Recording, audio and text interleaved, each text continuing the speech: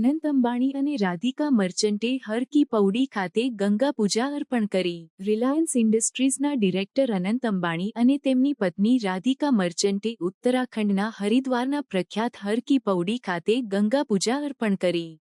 આ પૂજા ગંગા સભાના પૂજારીઓની મદદથી કરવામાં આવી, જેમાં અનંત અને રાધિકા ગંગા માતાના આશીર્વાદ મેળવવા માટે વિધિપૂર્વક આરતી અને પૂજા કરી હતી.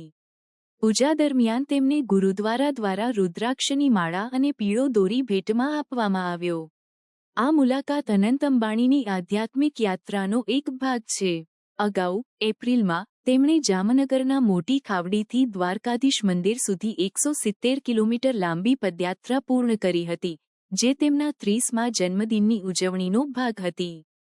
આ યાત્રા દરમિયાન તેમણે ભગવાન દ્વારકાધીશનો આશીર્વાદ મેળવ્યો અને આ યાત્રાને આધ્યાત્મિક ઉદ્દેશ્યથી શરૂ કરી હતી.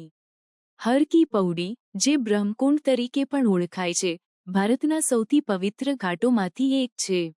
આ સ્થળ પર ગંગા નદી પર્વતોમાંથી સમતળ પ્રદેશમાં પ્રવેશ કરે છે અને હજારો શ્રદ્ધાળુઓ અહીં પવિત્ર સ્નાન અને પૂજા માટે આવે છે. અનંત અને રાધિકા મર્ચન્ટની આ મુલાકાત દર્શાવે છે કે તેઓ ધાર્મિક અને આધ્યાત્મિક જીવનમાં રસ ધરાવે છે.